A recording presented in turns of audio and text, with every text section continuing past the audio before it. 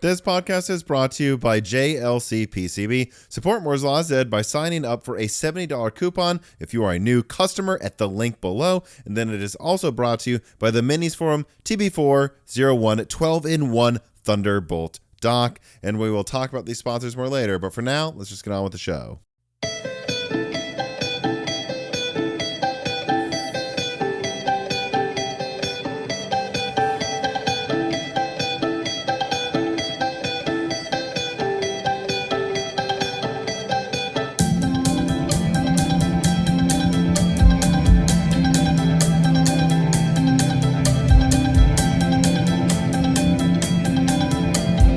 And welcome to Broken Silicon, a gaming hardware podcast. I am your host, Tom, and today I am joined by a first-time guest, which happens a few times a year. It used to happen constantly, but I'd say there's kind of been a pantheon of super best friends with Broken Silicon over time, but that's what makes it even more exciting to have someone else new on, and someone who's pretty large, I have to say. So you are a first-time guest, Josh. Please introduce yourself to my audience and tell everybody, where are you from, if you want to? Where did you study? What did you do professionally before this became part of your professionally? And what made you start a YouTube channel? Yeah, wow, there's a lot of questions there. So my name is Josh. I run the Just Josh YouTube channel and our website that we have that it runs very parallel to it called bestlaptop.deals. And I'll talk a little bit more about it a bit later, but my background fundamentally is computer science. Okay, I have 2 degrees in computer science. I worked as a software developer for about 10 years full-time, actually more like 8 years full-time and then like 4 or 5 years part-time, so it adds up to about that. After which I went to the United States, to MIT to do an MBA. Okay, so I've gone that kind of path. And after MIT, I transferred into product management. So still tech, but on the business side of technology versus the actual coding side. So I went down to Wall Street, ended up working my way right up the corporate ladder. Eventually, I became a managing director, which is the highest title level you can get at a Wall Street bank. Mm-hmm. And I was really responsible for the product management of tech platforms for retail banking and lending across E*TRADE and Morgan Stanley. And just, it's a bit of a mouthful, but just to put it in layman's terms, anything that was you log on to an app, the E*TRADE app, the Morgan Stanley app, and you move money, you get a loan, you check your balance, all of that kind of stuff was software that was designed by my team from a product management perspective. We didn't code it. We partnered with tech coders. And anyway, I'd always dreamed of being an entrepreneur, and I actually did did a startup, should I say, for about 6-7 years called Decorilla, an online interior design startup. And I ended up programming again on that startup for probably 7 years part-time while I was working at the bank. And really enjoyed the experience. But at the end of the day, I just felt I wanted to try a startup by myself. And so after that experience, it was COVID. And I used to love going to Best Buy and just trying a gazillion different laptops. And I'm so picky about purchases. I've always been my whole life. Mm-hmm. And I was always this laptop aficionado because I played esports games at quite a high level in my free time. I was coding for the startup that I mentioned, and then I was also going to work at a bank. And so I covered a lot of different use cases. So finding the perfect laptop was really, really hard. So I ended up just going, hang on a second, I could share my experience with others. And so I decided to start the YouTube channel. And I thought that YouTube in general, it would help me lead a better life, maybe get a bit fitter and healthier. And, we were all convinced during that COVID time, that was really when YouTube, I think, blew up. We were all sitting at home watching it, that YouTubers had this unbelievably amazing lifestyle. So I started it part-time. I quickly realized that making videos was a lot harder than it seems. When you see people just casually opening a door, you don't see the fact that they filmed it from 7 different angles, 10 different takes. The lighting wasn't good, so they had to go back and re-record it the next day, but they had to make sure their clothing was the same so it looks harmonious. You don't see any of that kind of stuff. So eventually, I got to a position at the bank where I just felt it was time. I'd saved up a good amount of money. I was in quite a senior role, and I felt my team was doing pretty well and I could step away without too much worries. And so an opportunity came up where I was like, hang on a second, now might be the right time, and I decided to resign and do YouTube full time. So And that when did was you do that? What year? July 2023, so about a year and a Okay. half ago. So I've been full time for about a year and a half. And prior to being full time, I did about probably 3.5 years part time. And I had one video editor who was helping me when I was doing it part time. But when I went full time, I was like, we're going to run this as a business, right? I really want to build this as a business. So immediately I went out and I hired a bunch of people to help me out. So right now we have about 5 full timers. And then we have 1, 2, 3, I'd say 3 part-timers is who we have on the team right now. And that crosses both the video production and the website. And what I felt was I really wanted to build a YouTube channel that would be at a certain level. And rather than take 4 years to get to that level, I'm sorry, this headphone thing keeps falling out. Rather than take about 4 years to get at that level, I would hire the right staff now and build the right organization to produce content at, say, a 1 million subscriber channel level, right? Mm-hmm. And to do that, you need a certain amount of people, a certain quality of content and things like that in general. And so rather than wait 3 to 4 years till we're naturally built to that point, I was like, let's accelerate it. I'm going to treat it like a VC-funded startup, which I will fund myself. And so we hired, more people than you would expect for a channel our size. And I think just generally, I'm trying to view this channel from a strategic lens. So we're in the following kind of like 3 businesses. Hey, help people find the right tech for them, which we do predominantly via our YouTube channel, and we're focused on laptops right now. As we get bigger, that might, we might grow. Then help them get the best deals on it and show them where to buy, which is really our custom-built website, and that's all software that we've developed in-house. There's no off-the-shelf software there. And then from there, okay, well, now I've got a laptop, and a lot of times people are buying a laptop for business. We then have the business channel, which is very nascent at the moment. It's very small, which is really how to be successful after you've bought the laptop, right, in your career. Mm-hmm. And that's really the 3 points. I think just coming from my background in software development, I think eventually that middle one, which is the website, is going to be the big one. I think fundamentally online shopping is dramatically broken. We're getting thousands of results that are mostly meaningless for us. We've got fake reviews. We've got sponsored content crowding out. It's just so stressful to find the right product that you're looking for. And that shouldn't be. This is a technically solvable problem, right? It's what am I using it for? What's my budget? What's available to me? It should be very easy to say, here are the top 3 things for you. And that's really what we're trying to do in that middle tier, which is the website. Yeah, I think I saw you say this in a video, and I have to launch into this just to get your opinion. You saying like fundamentally the shopping experience is broken. I guess I won't bury the lead. I'll give my opinion. I think a large part of that has been accelerated by how broken Google's AI is. Would you agree with that? I think it's making things, I would say, dramatically worse. It is amplifying problems that already existed, but it is taking them to a new level. And perfect example, we've seen this so many times. If a laptop is announced today, and you would know this from your hardware, most of the material out there that are being repeated in different, like The Verge and all these kind of sites, is based on the press release from the manufacturer and their stated claims. When you ask AI, hey, what is, say, this laptop like that was announced, but it has not been released yet? It will speak with confidence, summarizing these articles, which are essentially just press releases from the company. And it tells you, and it speaks with confidence. It doesn't say, this laptop is unreleased. This is the manufacturer stated claims, because it can't look forward. It can't move between hops. Hey, where did The Verge get its information from, right? And I'm not blaming The Verge here. I'm saying that AI has misused The Verge's information. I think The Verge has to hold themselves accountable, right? They should say, and this is what we're doing on our website. We've introduced articles.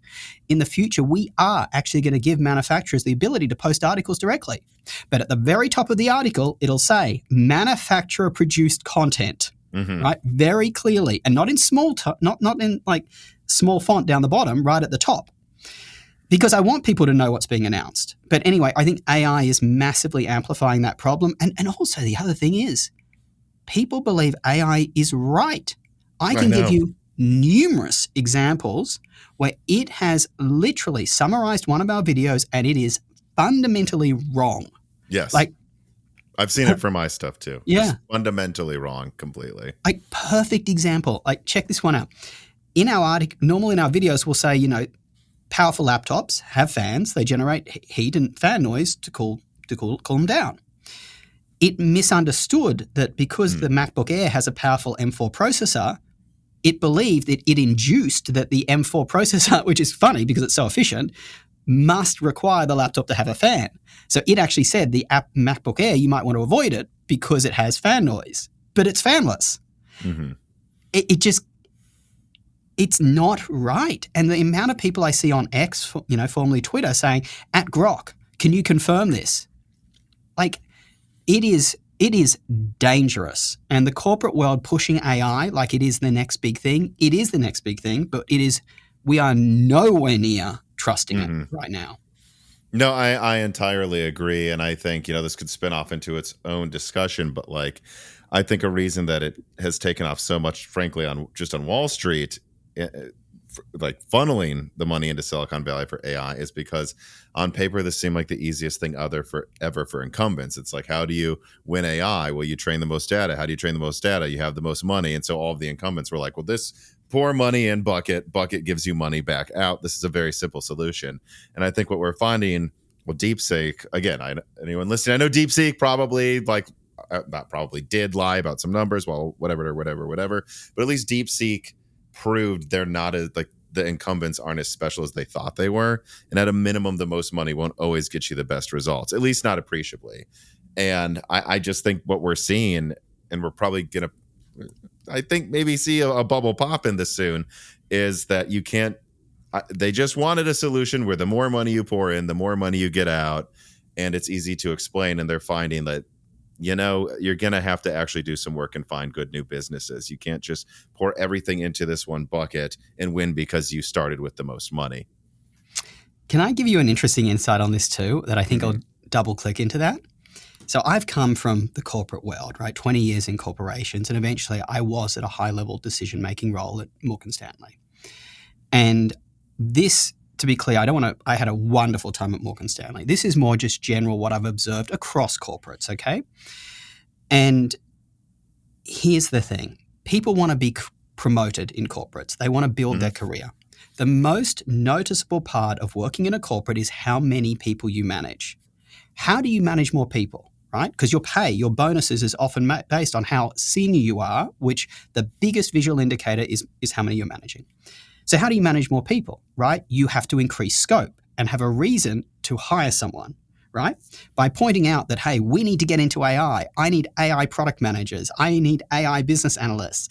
It's a great way of building your career. And then you've got this kind of push from either side, because then the senior consultants, whether it's McKinsey or EY, are coming in and they're speaking to them, the absolute managerial tier, who oftentimes are not that technically savvy, right? And are saying to them, hey, guess what? You need to do AI. Goldman Sachs is investing in AI. Therefore, Morgan Stanley needs to invest in AI. It's an arms race. And so you're in a corporate executive, you're hearing from these senior consultants who, guess what? They want to sell their consulting services, right, to you. So they're trying to convince you that AI is the next big thing and it's ready. Then you've got the people below you who are telling you, hey, we should invest in AI because they want to grow their careers and hire more people. So what do? You invest in AI. And a lot of the time, they don't know that it doesn't work. It just fundamentally, and I know there's some wonderful sites showing what AI is capable of. And I like that term, capable of, because it clearly is capable. But we are expecting far more of it right now than where it's at. And I think when you look at it, one of the things that frustrates us here is by the time we've checked that AI was correct, we could have written the bloody article ourselves. I mean, my favorite example of that is like all of these. Well, again, the Coca-Cola ad. They're like, there was this one short heist film, all made by AI. It was 2 minutes long, and they're like, "Isn't this incredible?" My answer, no. This is some weird 1970s city. The main character's face became a slightly different white guy 10 times. Like every trash can was on fire, clearly because AI's probably watched RoboCop or something. Yeah. Like in the city. It's truly like a dystopian future, not like a 1970s New York, if I'm being honest.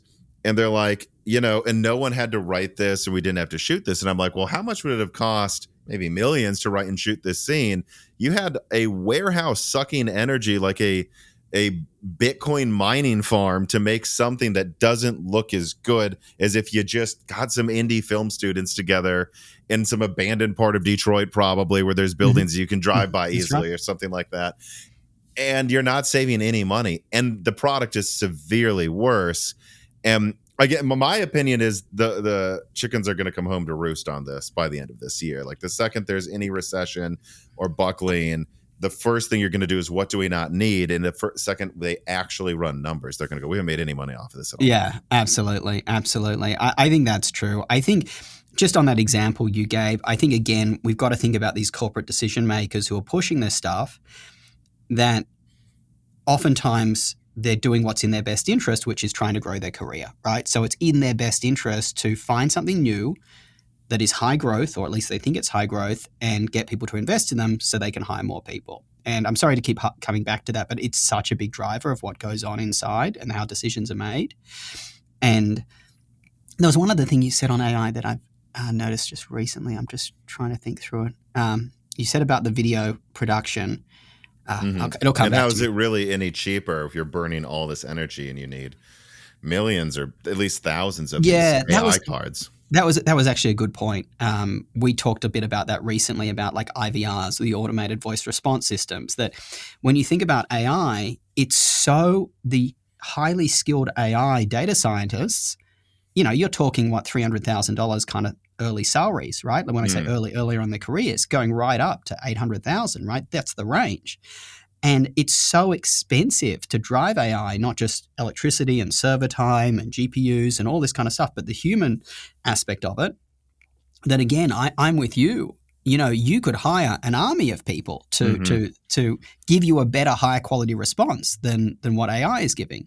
And I think just in general with AI, like we owe it to ourselves, whether it's myself, yourself, or viewers of my channel or yours, that if people say, hey, ChatGPT says, alarm bells should be freaking ringing, right? Like that is a worry. If you're basing that on fact and you think that is fact, really, you got to think twice there. Yeah, I probably shouldn't go too much into this because again, this could be its own podcast. But like a great concern I have too is like Gen Z and especially Gen Alpha. Who knows? Maybe this will be fixed by Gen Alpha hitting 20 years old or something. But like we already have this issue with like educating and like not letting people use the internet while they're taking a test. And not only does that, they're taking phones out of a lot of US schools right now. So maybe this will course correct by the time this would have hurt Gen Alpha a lot. But when I think of Gen Z, I think of these people that had to stay inside during COVID for education, use these tablets. There's this thing emerging where people I've heard, like Gen Z, a lot of times they don't know how to like open folders in Windows because they're just used to a tablet that doesn't really organize. They could organize the folders for you. And so you have these people that aren't used to using operating systems where you have to actually organize it yourself. And they're used to Googling things. And now they're Googling things that aren't even correct. Yeah. And so we already have the issue of like data retention and learning and like being able to discern and like logically think. But if they overly rely on the internet, God, I can't imagine how much worse this is when the internet isn't even telling them the right answer. Yeah, it's scary. And, it's a great time to be speaking about this because we just posted a video on, the 10 worst tech that is really making our lives just so much worse. But all of social media is really driven by, man bites dog, right? The more shocking the story is, the more views it's going to get, the more times people are going to comment on it. If it's wrong, more people are going to comment on it to correct it. It's going to drive engagement. It's going to be shown more prominently. And then and obviously that's how, the more views you're going to get, generally speaking, the higher the revenue on the video. And there's no way to dislike a video anymore. And I know people say, there was bombing of reviews and stuff like that with dislike, but I don't know. I think it was more helpful than not. If you went to a video and had, 1,000 dislikes and 1 like, you kind of knew it was rubbish, right? Yeah, come up with a system to like make it so they can't, maybe limit how many dislikes they can do, make it so that they have to have an account for a certain amount of time.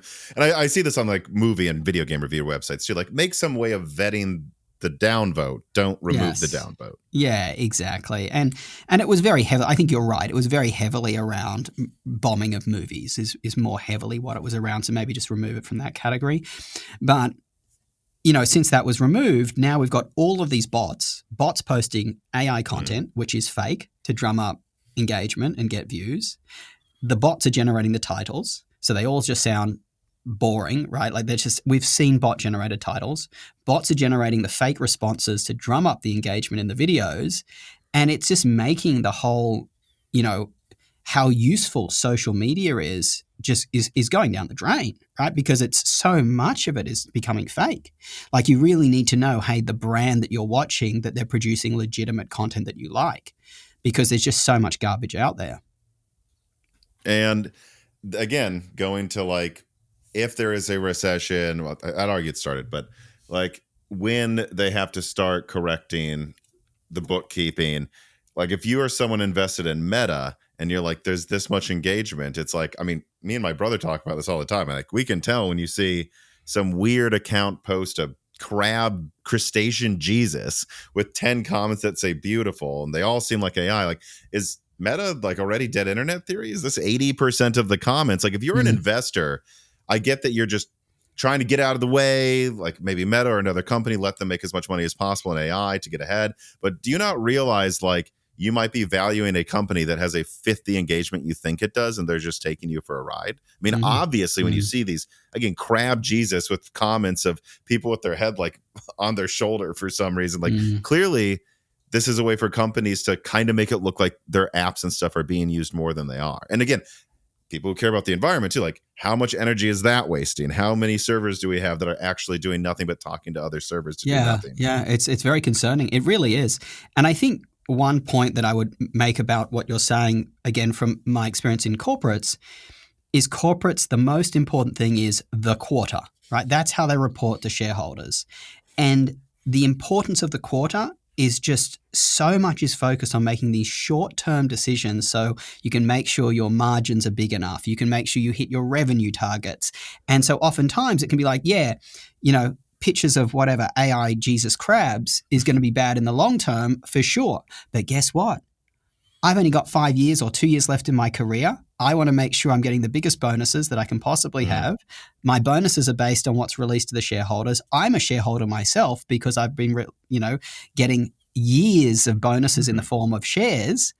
You're kind of incentivized to push this short-term stuff that drums up revenue, again, as I said, in the immediate term. So, yeah. Well, so, all right, let me try to pivot to some of the things we plan to talk about. I'm enjoying this discussion personally. Chris Rich writes in and says, last year, NPUs were getting a lot of discussion, but are they actually being used at all? Have you ever used one for work? Even Microsoft only just started supporting x86 NPUs in Copilot.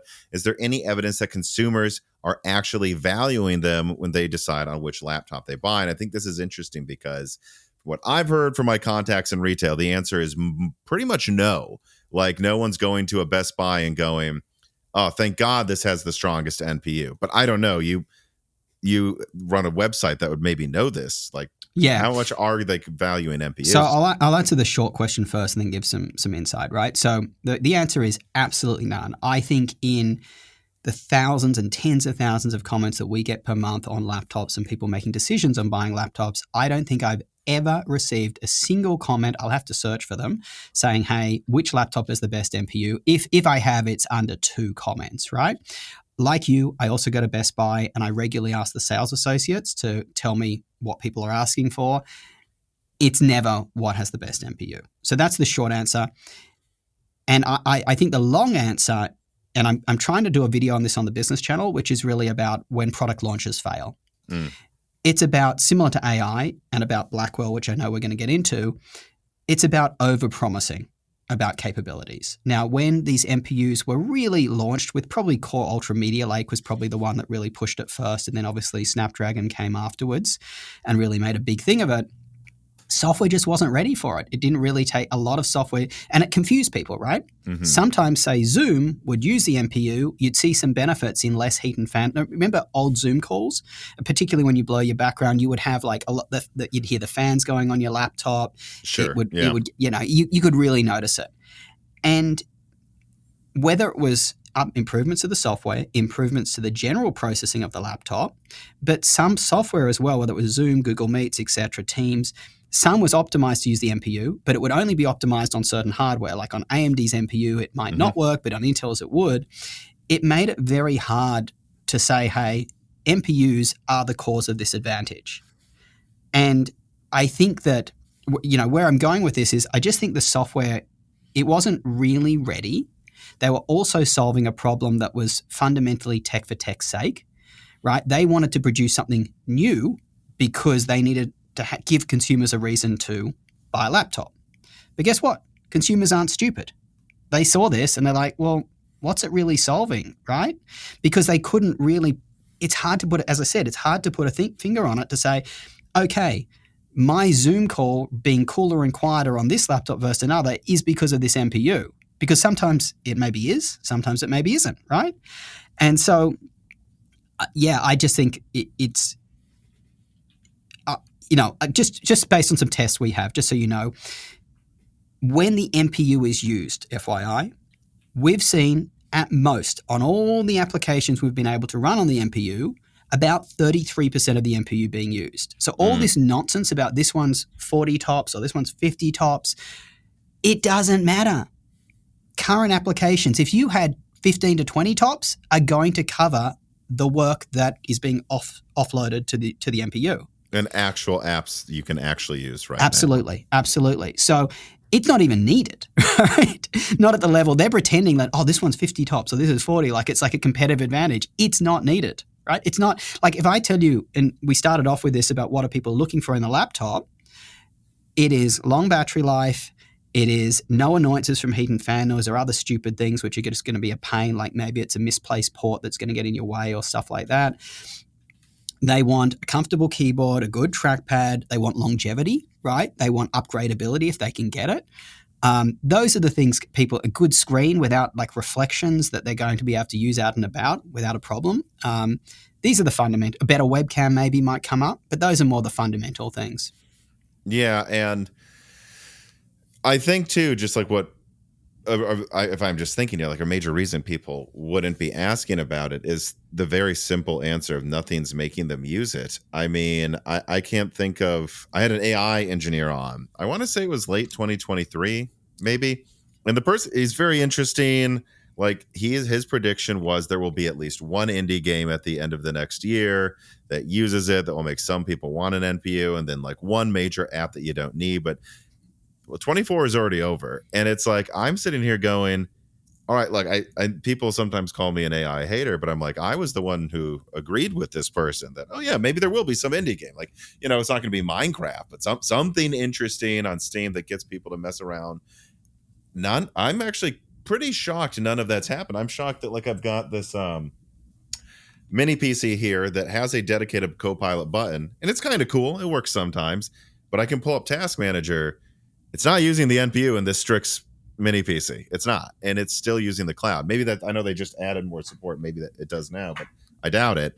And I think that's the thing that shocks me the most is like that there isn't anything using it now that easily could. Because say what you will, but like, I think anytime I use the camera, anytime I do certain things with images, this wouldn't be that hard to add support to. And yet it's still offloading it to Microsoft's cloud to run the operation instead of letting me run it locally. And that makes me start to come to like, is this a waste of sand? Like, are NPUs, like, have they become complete waste? Because at first it didn't matter. Phoenix's NPU and AMD was like, it was the first one, I believe, in consumer products, although I don't think it was enabled even the first year it was out. But yeah, I think it took like 5% of the die. What are they adding really to the cost? But they're getting to the point where I'm looking at some of these new APUs with Zen 6, right, that I'm leaking. And I'm like, these NPUs on the die I'm looking at here seem to be taking up like a fifth of it. That could be 20% more graphics performance or more than two more CPU cores. Like, pretty soon they better do something or I'm going to start going, man, we have wasted like, again, if you want to get into a macro level too, of just like environmentally, like how much money have we wasted making these dies? How much energy have we like probably not a lot of energy, but like, I wonder what you think about that. Like, is this going to look like a waste, especially like if you think something will come out that does it better and we never even needed the NPU? Yeah, it's very interesting. I'm processing. I first of all, I fundamentally agree with you. I think that, as I said, I used this term before, tech for tech's sake. These companies want to have something that's a shiny object that they can try and convince you as a reason to upgrade. Why? Because quite frankly, particularly in the laptop space, a lot of laptops have become good enough. You no longer need to. I mean, back in the day, if you upgraded every 3 years, you'd see a massive difference in the laptop, right? But now, a lot of people, it depends on what you're doing, of course, but a lot of people, particularly the people that Copilot PCs have been aimed at, a laptop from 3 years ago to today, sure, a little less heat, longer battery life, absolutely. But when you're sitting down plugged into an outlet, which most people are, guess what? Browsing the internet is pretty much the same on these devices or very close to it. So they're worried, right? Because laptops for those kind of people, and this is micro-focused at who these Copilot Plus PCs are focused on, which are the ones with the NPUs. These people, their laptops are good enough, right? They don't need to upgrade. And I think that's really what's driving it. And one of the big manufacturers said this to me, and I think it was actually a Microsoft rep at an event by that manufacturer, which is, think about it like the internet. We need to have the internet first before we could develop use cases. And I get that, but I also really agree with your point, right? Let's think about AI just holistically. If you've run any LLM, you know that a 14 billion parameter model is going to be wrong most of the time for most of the things you're going to ask it. 30 billion parameter model, probably the same. 70, maybe it depends on what you're querying it with. It's going to start to get good. Guess what? 70 billion parameter models, you're already in pretty hefty GPUs to be able to run those kind of things. And even if they dedicated a huge amount of die to this, on the silicon, it's not going to get you to the level of processing. I mean, we just talked that ChatGPT gets it wrong and Grok gets it wrong. Like these models that you're going to be able to run on your laptop are going to be so vastly inaccurate and not useful. That's why it's sending it to the cloud, because they know it's not going to work on your laptop. And it's not going to be an order of magnitude moving from the NPUs that we have now, like whatever, 50 tops or thereabouts. Obviously, guys, we know it's different based on each processor. But even if it's an order of magnitude, 500 tops, right? Yes, it can do more. But to do the level of complexity that we're asking it to do with the accuracy we're asking it for it,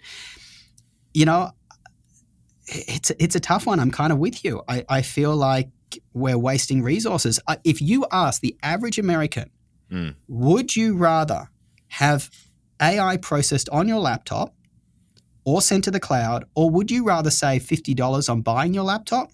Guarantee you everyone's going to save. And you're usually spending like $1,200, so that's not actually, you're not really saving that much. Like that tells you how little they value it for a lot of people. Although actually, usually it's $1,200 or it's like $200, so maybe it is a lot of money for the cheaper ones. The highest volume ones I've noticed are usually in the $200 to like $400 range. Really interesting. Okay, yeah, on Amazon, on Amazon. Okay, that's fair. Yeah, we more normally see most of the laptops we are seeing sold through the website tend to be about $800 to $1,200, but that might be a bit of an echo chamber based on, hey, that's the kind of videos that we're producing, so that's what we're seeing being sold. But I think worldwide, you're probably right. It's going to be a lot cheaper than that.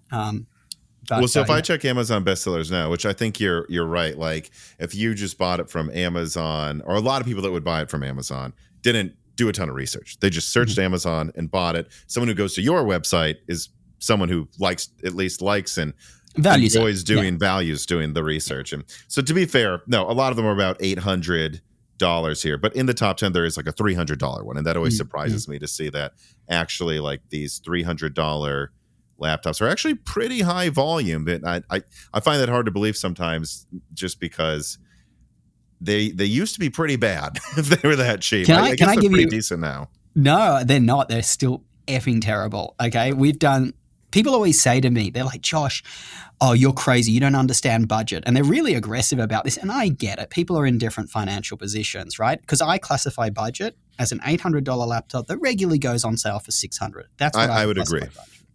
And people are still, first of all, they don't understand that concept, some of the commenters. And I get people are busy and they're not, reading more deeply into it. But once you get down to the $300 range, and we have done so many videos on this, it should be, honestly, in my mind, almost illegal for these companies to make products that cheap. I hate to say it, but they are so garbage. Think about it like a car.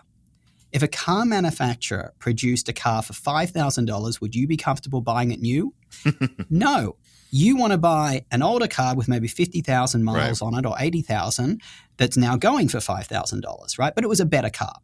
And that's what we see in the laptop space, that once you get down to $300, it is far better to buy a $800-900 laptop that it was 2 years ago that's now secondhand and you can buy for $300.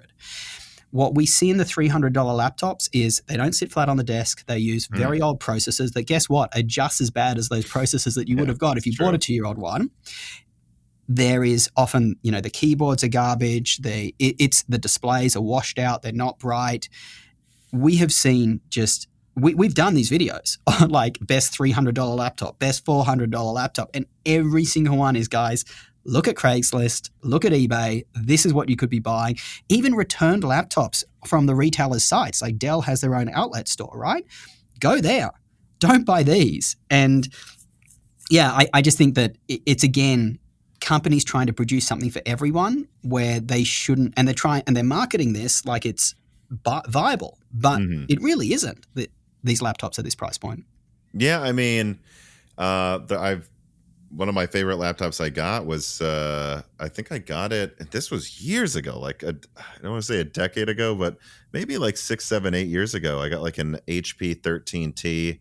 This is when it had like the MX 150, but it had a 4K touchscreen, and it was like $700-800 just because it was 90-day refurbished. And you can see that from sometimes even I got like Apple, Dell, HP, and I know that it's 6 to 800. I know that it's refurbished, not new. But comparing that to back then, the $300 laptops would have been like a dual core with a 720p screen. It's absolutely comical. I guess what I'm saying too is you don't even need to get used. Just get a refurbished one, and you're already starting to get into this territory of like, why would you bother going with a new $300 laptop? No, agreed. I think just generally for viewers that if you're buying a new laptop too, just if you have decided to buy one, know that laptops go on rotating sales. The MSRP is not the real price. On our website, we've built a price tracker right into the website that actually tracks prices across retailers as well. Sometimes it's hard because different retailers only sell certain configurations, so it's not comparable. But you can see that these laptops regularly go on sale. Wait like 2 weeks, a month. You can get it for $200 off, $300 off. It is almost every laptop we've looked at regularly goes on one of these rotating sales. And I know it's not the cheaper ones we're talking about, but with the more expensive ones, that's just good rule of thumb. It really is. This piece of content is brought to you by JLC PCB, your trusted partner for easy, affordable, and reliable PCB and PCBA solutions. They have 19 years of expertise since 2006. They've been helping electronic engineers to bring their projects to life efficiently this whole time, and they do so with quality and lead time that is reliable. They have rapid turnaround for PCBs in under 24 hours. They also have in-house production, ensuring stability and strict quality control. They also have very fast and reliable PCB comprehensive testing. Enjoy AOI testing, AVI inspection, and flying probe tests for accuracy and functionality, and advanced 4-wire low resistance testing for multi-layer and specialized boards. If you are interested in their products, you can get 1 to 8 layer PCBs for just $2 and have efficient large-scale production of them. Support Moore's Law is Dead by clicking the link in the description and registering to get $70 in coupons if you are a new customer. Clicking on this link and registering is free, and it helps the channel a ton. So support Moore's Law is Dead by checking out JLC PCB today. Gian Violi writes and says, "Hi, Tom and Josh. I was wondering what the product was that has impressed you the most over the last year, and which product you are the most excited about over the next couple of years. Also, more specifically for Josh, what's the biggest grievance you have regarding laptops at this moment?" So it's quite. I'll just let you answer. Like, what product has impressed you the most? I think the two that really jump out at me, certainly the Z Flow, the Strix Halo tablet from Asus. It's just I like these things that are just really good all round, right? There isn't a lot of gaping holes. It can just do everything pretty well. And to do, to have GPU performance around a 4060 in a device that it is tiny. I don't know if there's probably one around, but it's tiny. It's a 13.3 inch chassis. It's a bit thick for a tablet, but to do that level of performance, it's got CPU performance around the MacBook Pro, the M4 Pro, probably 12 to 14 cores around where it is.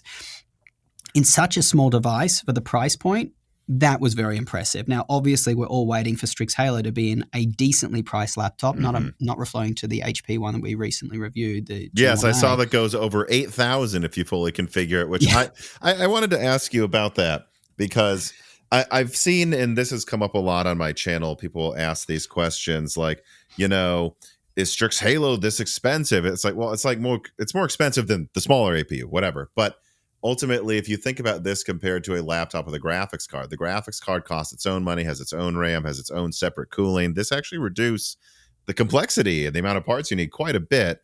You have a ton of RAM maybe, so that adds some cost, but not as much as the manufacturers want you to think. And if you look at like the framework mini desktop that was announced with Strix Halo, for $2,000, you get the 128 gigabyte fully spec'd out version. That's a really good deal. And yeah, I know you might have to add the SSD and whatever yourself, but you're looking at about $2,500 for this thing. I know it's not a laptop, but not 8,000. So clearly there is just an insane price premium being added by the manufacturer themselves for these AMD products. But I will say the Z13 Flow from Asus was about the same price as the previous year's model. So that's not going crazy. It's in line with that special form factor. Why is HP's 8,000 though? Yeah, we've seen some egregious pricing recently, like the MSI Titan 18X, the North Smith, which was like $8,500. And they're like, it's the best performing. We've got to test it in because it has the 285HX Arrow Lake HX CPU, not the 275 that the others do. So a tiny bit faster.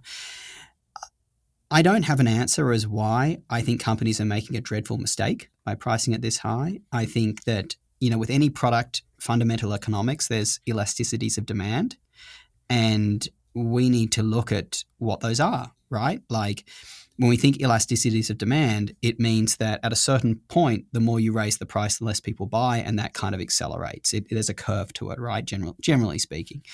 I don't know how many of these products manufacturers are selling, but I'll tell you right now, we're almost rejecting 5090 laptops because we need to review laptops that people are actually going to buy. And when you think about Blackwell 5090, these laptops are normally like $3,500, $4,000 and up. This worries me big time. Most buyers don't have that. They just don't. It's completely out of reach. And sorry to kind of take you on a tangent here, but it also worries me there's this concept of like car poor where you get into negative equity on a car because what you're essentially doing is you're taking a loan to buy a car. The car is a depreciative asset. It depreciates faster than you're paying down the loan, especially if you're at a high interest rate, which many people are because it's their first loan buying a car. Now, if you roll that forward to a laptop, because once you get into laptops that are costing $3,000, $4,000, $5,000, $8,000, how many people actually have that kind of cash available to buy it outright? It's going to start to diminish, right? We're in a world where people are getting buy now, pay later for a frigging burger, right? Yeah. And if you start to take a loan out on a depreciative asset, especially if it's your first loan, you don't have a lot of credit, you're going to get a high interest rate. And all of a sudden, laptops depreciate very, very fast, especially if you buy them for $8,500 or $4,000, right? All of a sudden, you could get into a negative equity position on a laptop that when you go to buy the next one, you now need to carry over some of the negative equity, right? Negative equity buys, if people don't understand the concept, it means the laptop, you bought it $4,000, the loan was $4,000, you're paying 20% interest because first-time loan, you don't have credit. Now, the laptop's depreciated after 2 years to be worth $1,000, but your loan is still worth $3,000. Your negative equity is $2,000. Now, when you buy a new laptop, you're not just financing the $4,000 of the laptop, you're now financing $6,000, which increases your interest rate.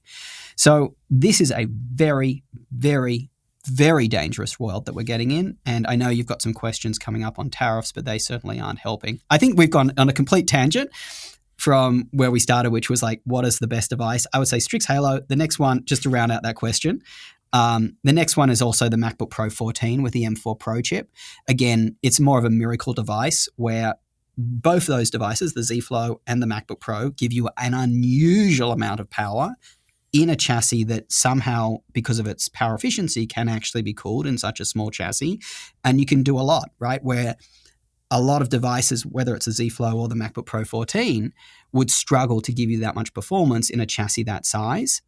So I think that's what makes them special. And also with both those devices, they're generally for the 2,300, 2,400 that you're really paying for both of these if you get a decent configuration. I know the Z Flow, that's an entry configuration, but the MacBook, you can get the M4 Pro 14 core for that much. For that price, you're getting a lot for your money.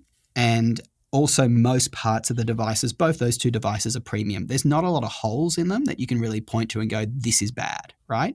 Where a lot of devices, unfortunately, there's holes. Yeah. So those are my two. I'm not afraid to continue this discussion, though.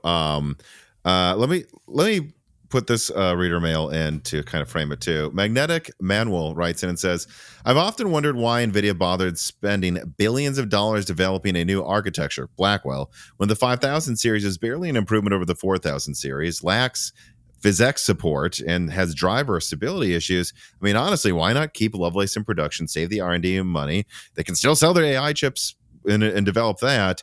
But is Blackwell more appealing for laptop OEMs? So see, because you mentioned that, like, and this is something that we're seeing with a lot of people like Hardware Unboxed, Linus Tech Tips, where they're like, we're not sure we should review these RTX like 5060 Ti graphics cards because they don't seem to exist. Like, is that seemingly what's going on with what you're seeing as well? Okay, so this is a very important topic, okay? And I want to be clear with the audience. We have produced very few reviews of the RTX 50 series. We've done a couple with Steve from Gamers Nexus. We did a collab with him for a couple of videos. I want to make sure the audience understands this. We have been testing RTX 50 series laptops unbelievably over the last month and a half. We have got probably 8 to 10 of them here. We've been testing them thoroughly. The reason we have not produced content yet on them, and we've filmed one on the HP Omen Max 16, but we've got a lot more coming, is we've had to retest so many different things. We've had to develop new tests for these. But we have had someone here on site and myself, but mainly there's one person who full-time only tests RTX 50 series laptops and has done so for the last month and a half. So I have a very good idea, and I'm going to give you a hint about it this before we've released our videos on it about what we're finding. RTX 50 series is fundamentally a very bad product. Okay, it is at most across every benchmark that we've seen, somewhere in the region 15% on average faster, okay, than RTX when you're comparing a 5090 to a 4090, okay? And that's in stuff that people actually care about. Now, there are some little benefits, and some people might argue that these are more, right? For these high-end RTX 50 series GPUs, you do get more VRAM. And I know there's some videos out by, Hardware Unboxed and stuff like that, the importance of that. Now, but at the high end, moving from 16 to 24 gig in the 5090, and I'm talking about laptop 5090 here, maybe it's not as needed, but there are some little things like that. And whether it's a little or not depends on what's important to you. And then there's also the better decoding and encoding of 422 10-bit, right? Which is now hardware decoded and encoding in the Blackwell GPUs, which for video editors, that will be an important thing.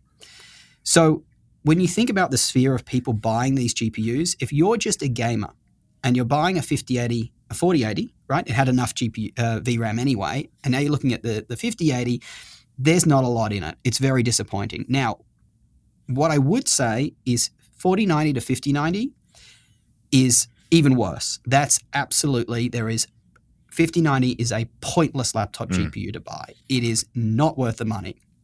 4080 to 5080 is a slightly bigger gap and probably is warranted. The problem that people are going to find is a lot of these 40 series laptops have been pulled from the shelves, right? Because there's also some of these manufacturers, not all, but some of them have bumped up their price in the transition. We're seeing something like $200 to $300 is not uncommon for a bump up. Now, I did want to mention something that I think is important that we're still investigating. What we do see with these 50 series laptops that we didn't see with the 40 series is we do see quite a substantial improvement to 1% lows. It's not in all games, but in some games. And effectively 1% lows, I'm sure your audience knows this, but obviously that's what's going to matter most in a major team fight, right? Even your 0.1% lows. But what our gut is, and we're still investigating this, is we don't think this is necessarily coming from Blackwell. We think it's actually coming from Intel. The move from Raptor Lake 14th gen, Raptor Lake Plus, right, 14th gen, to Arrow Lake HX which is what is now in these gaming laptops, you're skipping a generation. It's also a new process technology. Arrow Lake HX is monstrously better than 14th gen at And around the efficiency, 60. like right in Yeah, laptops, they were throttling all the time. And that's where you're going to exactly. get that. Particularly at 40, 50, and 60 watts. And that's what remember, when you're in a laptop, you've got a confined space. So what you're doing, most of these are throttling down the CPU while the game is running to give the GPU more headroom. And so you're throttling the CPU. The Razer Blade 16 throttles to 60 watts for the CPU. Mm-hmm. That's its default setting. You can change that. Arrow Lake HX is so much faster than 14th gen at that point. I can't remember the exact numbers, but you're talking 30%, that sort of range. It is significantly faster.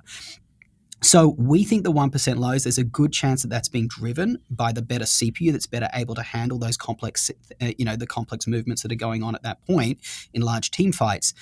We can't confirm this as of yet, but that's our gut. Mm-hmm. Well, yeah, and again, Raptor Lake throttled horribly in laptops, very inefficient. I mean, basically they tried to compete with Zen 4 that was using 5 nanometer by using an outdated process because they were behind TSMC. And so that really wouldn't surprise me at all. Be interesting to see 40 series with AMD CPUs that don't throttle as much as well, I think. Yeah. But well, no, what were you going to say? I was going to say, I think the question is legitimate. I think the fact that there's taken 2 years for Nvidia to come out with this and it is this bad, it is extremely disappointing. This is like the launch that Intel used to be doing. Fun enough, I'm talking about Intel in a good way here. But this is where we used to be with, 10th gen, 11th gen, 12th gen, 13th gen of Intel and even 14th gen, where we had to like what I'm doing here. Oh, you get a bit of extra VRAM and you got this extra hardware encoding, decoding. So for some people, it might be good. This is a very, very disappointing launch, and we were expecting a lot more from a product that took 2 years to develop. Yeah, and it's fascinating because this is not something, I would expect from Nvidia, who's like the most buttoned up of these companies lately, and how relentlessly they execute well. They don't miss a step. It's like, it's not just that it's a smaller uplift or the efficiency increase wasn't remotely what we were hoping for. Not at all. You also now have all these software issues that make me go, I think just don't buy it then. Don't buy it. Why would you buy it? Oh my gosh.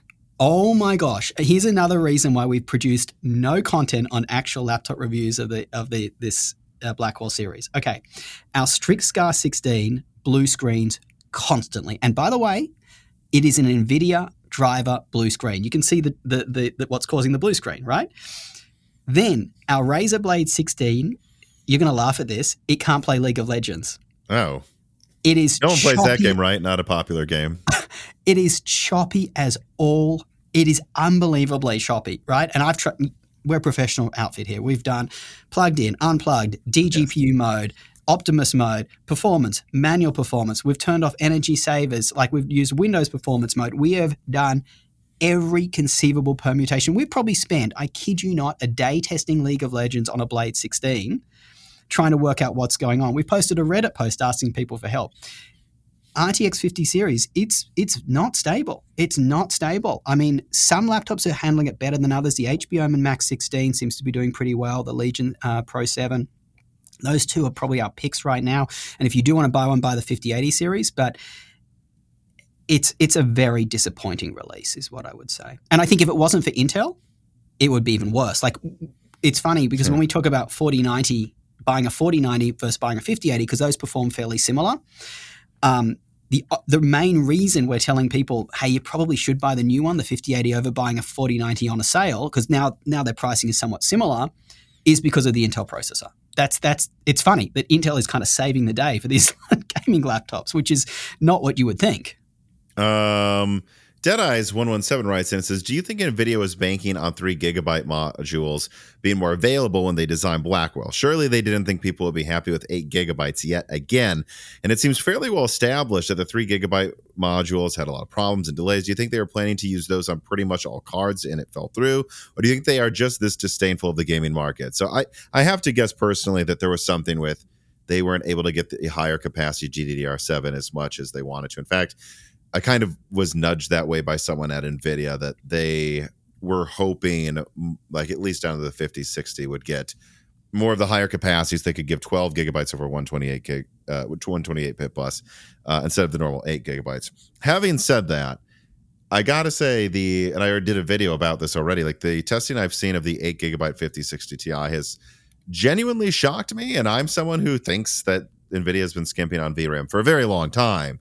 But like seeing games in 1080p, even medium, run 30-40% worse than the 16 gigabyte model tells me that this is not a matter of do I have enough RAM. The games need 8 gigabytes to turn on at this point, basically.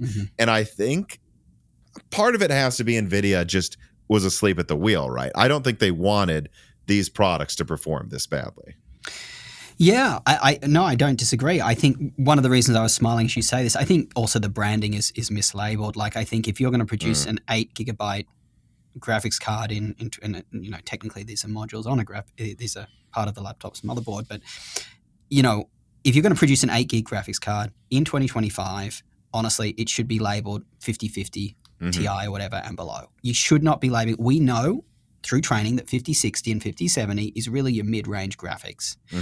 And you should be able to get certainly 1080p at maximum frame rates in 2025, right? In that range. And you should be touching on 1440 gaming at good frame rates in that range. And I think the product, you cannot call a 5060 in 2025 with 8 gig of VRAM. It's just misleading to the consumer. And I think, again, I talked a little bit about the insights I have of being in the corporate world for so long. You know, maybe they thought they could just get away with it. Maybe they just didn't care. Like, I don't know why they've made such a terrible decision here. But clearly this is very, very misleading and just dangerous for gamers, because you guys could be putting down, honestly, these 5070s, these guys, the 5060s, they're going to come out at probably upper end $2,000. That's a lot of money to lay down to have such a serious handicap built into the computer. Yeah. What's interesting too is seeing this truly backfire in a way on Nvidia that is materially very real. Like, all the time I see these comments that are like, doesn't matter if AMD's good, idiots will buy Nvidia anyways, sheeple. Like, that's the type of comments I'm used to seeing. But in a world of tariffs and shortages, we are seeing the Nvidia not selling, going below MSRP in Europe where there's more supply right now, and AMD selling well above MSRP. And that's something I don't know that I've seen in my life. Like, it seems like something has happened, especially with like the 5070 on desktop, where they're like, 12 gigabytes ain't enough for something worth $600. Like, don't give me this thing. And I think it's finally broken through, and people are seeing that, like, this, apparently, if Nvidia does do everything wrong and gives people a product they don't want, they will not mindlessly buy it. At least not anymore. And I wonder what you think about that, because I think it is interesting to see this market dynamic, especially happen right when I think everyone was ready to write off Radeon. Yeah. I think, I mean, look, I haven't seen the same comments yet. I've seen fury about it. That's for sure. And I would say if I was a product manager at Intel or a product manager at AMD, and I know that these products are developed well in advance, this is a great opportunity. This is a great opportunity. If I was at Intel or AMD right now, I'd be like, we have hit the Achilles heel of Nvidia. They've made a mistake. We've found the hole, and let's punch through it and let's generate market share. I think it's a tremendous opportunity for them. Nvidia has just, this is what we saw with Intel, and the share price of Nvidia is sky high, but so was Intel back in the day, right? And if you sit down and you sit on your laurels, as an expression here, you know, we're going to see erosion to Nvidia. And I know they're being propelled by this AI, but to your point, you know, people are going to figure out that AI is a bit of a myth right now. It's not really delivering the kind of value that it's being proposed to deliver. And I think it's up to us, all of us here, like people who are watching your channel and they're watching my channel, they are employees of these corporates making these decisions, right? To stand up and start spreading, you know, the correct knowledge about what's going on here. I think one point that someone did make in my comments about this, about the 8 gig VRAM, someone was very angry at me. How dare you suggest a laptop with 8 gig VRAM? Obviously, having watched whether it's, you know, Hardware Unboxed's great video or others like it.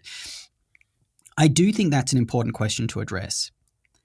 If someone says, hey, I want a gaming laptop and this is their budget, right now, unfortunately, I can warn them. And that's what we're trying to do on our website, by the way. We're trying to build an algorithm like this that kind of, it says, hey, these are the must-haves and these are the nice-to-haves, and it warns you when we can't get you what you're looking for. It says these are the things you're going to have to give up on. But if someone says, I want a laptop for this kind of budget, and the best they can get is an 8 gig VRAM, I'm not going to say, hey, don't buy a laptop. Like, this is the product set we have to work with. We can warn people and we can say, hey, maybe it's better to save up for a higher VRAM laptop, right? We can warn them. But if I also don't want people to go into debt for a laptop, as I just explained to you earlier. So we're in a little bit of a bad position because sometimes we have to, tell people to buy these products that are just not ideal products. Yeah. And it's also interesting too. I saw a rumor that came out today that my understanding was RDNA 4 from AMD wasn't really planning on going hard at laptop at all, simply because I hate to say it, they had kind of given up on laptop a little bit with the dedicated graphics. But there's rumors coming out now that they might rush out some 9080M and 9070M and stuff. And like you're saying, like this whole, that's a thing where they don't take years to develop. They've already made the graphics card. It's their decision whether it goes to laptop or not. And it would not surprise me if all of a sudden we see this rush of AMD laptops that have 16 gigabytes of VRAM right when the market wants it, which I think will be exciting. But I will say this. Chris Rich writes in, he says, a recent topic in the dedicated GPU discussion is how 8 gigabytes isn't enough for modern engines, even at 1080p, sometimes even at medium settings. Would you expect APUs like Strix Point to be able to beat 8 gigabyte mobile dedicated graphics cards on some of these games at higher settings? And my answer is, my answer is yes in some of these. Really? Okay. In some cases, yeah. Well, here's why. I would have said no 3 months ago. But when I see The Last of Us Part 2 come to PC, and you have to go to 1080p low to get above like a solid 60 frames, again in 1080p, I'm like, I remember doing a review years ago of the RTX 3070 that only had 8 gigabytes. And I had kind of done a side grade from the Radeon 7, which had 16 gigabytes of VRAM, to that. Mostly because this was during the mining boom, and it occurred to me I could sell this AMD graphics card that I got for $700 for $2,000, and I thought it was irresponsible for me to hold on to that. And the 3070, if I wanted to mine, could mine fine anyways. But it was like, yes, look, the 3070 was like 20-30% faster.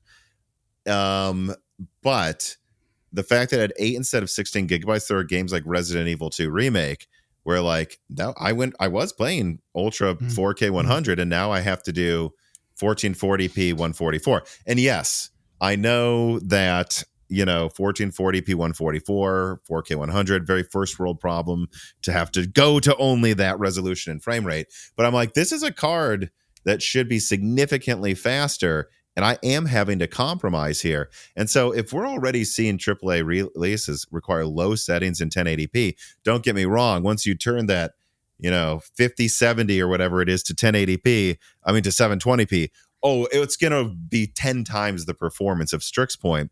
But I think there's going to be some scenarios where you can do 1080p Ultra 60, and the NVIDIA laptop that costs twice as much can't, which makes me start to question how often I recommend dedicated cards anymore. Yeah, it's such a good question. I've got a lot to say on this. First of all, I think the viewer is mislabeling Strix Point as Strix Halo, right? They mean Strix Halo, right? Not Strix Point. To a degree, he probably means both. And I have a Strix Point system here. My testing, you pretty much get away with 1080p medium in a lot of games, I think. Okay. But no, you're not doing ultra. But if you're comparing to a dedicated GPU, I'm going to probably go with hopefully Strix Halo, because most of these, 880M or whatever, they're not going to get up there. But I think that for the most part, it's very interesting what you brought up. I think there's a good amount that I think it's a tough one, right? I think that I personally wouldn't recommend Strix Point for proper gaming at 1080. It's very, I guess what you're saying. I see what you're saying. So you're saying at 1080 using system memory, which it can use hundreds of gigabytes. I hear what you're saying. Yeah, assuming you're not paying the same price. I want to be clear about that. But if you can get a Strix Point system for, because right now we have Hot Point from AMD. That's the 845 HS ones, like that you're seeing, like these now $700 laptops. That pretty much competes with like not quite a 3050. It's below a 3050 for sure, but definitely above a 1650, I would say.